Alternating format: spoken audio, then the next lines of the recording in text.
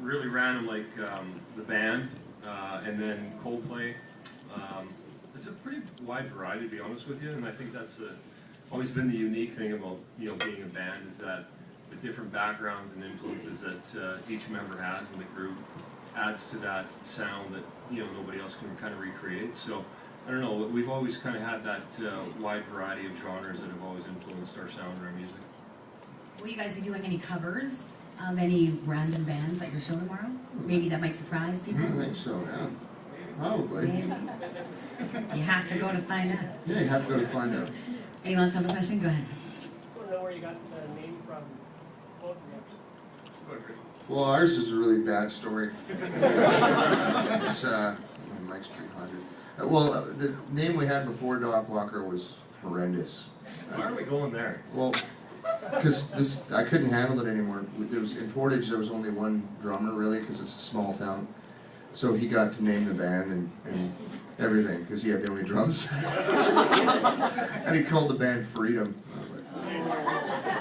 But he wrote it in pen on a jacket, on the back of his jacket in pen. In math class. But you run out of room, so it's Frito. Yeah, Fredo. So anyway, a buddy of mine, Jason Walker, used to help us load gear, and that one, he forgot all my cold medication one day, and I said, "Oh, good going, Doc Walker." I'm like, anything is better than freedom. Let's try that. So that's it.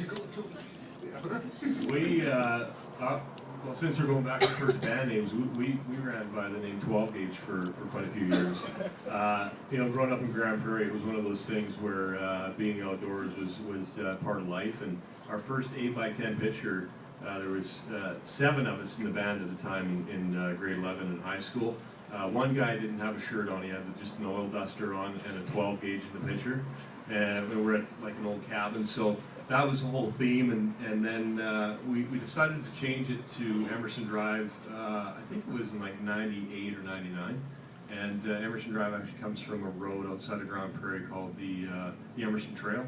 It's just a unique little road that the farmers use to get out to this part of the country as well, like Dawson Creek, BC, like that road cuts right across. So it's just kind of a unique road in that area. What's your favorite city to perform in? What's the biggest city that you're surprised by? Winkler, Manitoba? Winkler?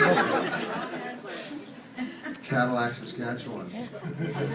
Do you guys collect anything when you guys are on the road, like magnets? I actually have a whole bunch of firefighter t-shirts and stuff, but I had a couple of them, and some guys would come to the show and they're volunteer firemen, so I get them from every different city we play at. Like I have Fort Nelson Fire Department and whatnot. But I was walking around Nashville one day and I was wearing one of them, and a bunch of firemen jumped out of the truck to walk into Kroger, and they're like, "How are you doing?" I'm like, "Good." "Oh, I'm wearing this shirt." I'm thinking, I better not do this. What if somebody needs some kind of assistance? Musician! Another question? What would be your favorite song from yourselves as well as from another artist that you would perform? To perform? I think anything new for us, it's I think you'll get a pretty you'll get that from every guy in the band on our side anyway. Anytime you get in the studio and start making new music, it's always exciting to know that you're going to be playing it live. So She Always Gets What She Wants, for me personally, is one of my favorites right now. Just the sound of it when you hear it on the CD and then playing it live too. It's one of those steps forward that I find is kind of where we're at now and where we want to be going. So it's a bit of a tweak. I agree with you, Brad.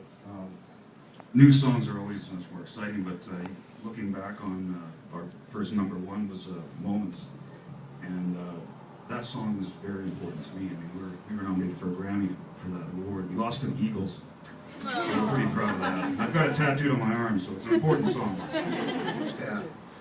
I think for us it'd be Beautiful Life in the same sense that we have a lot of feedback across Canada, just from different people that, really kind of, that song really kind of meant a lot to them.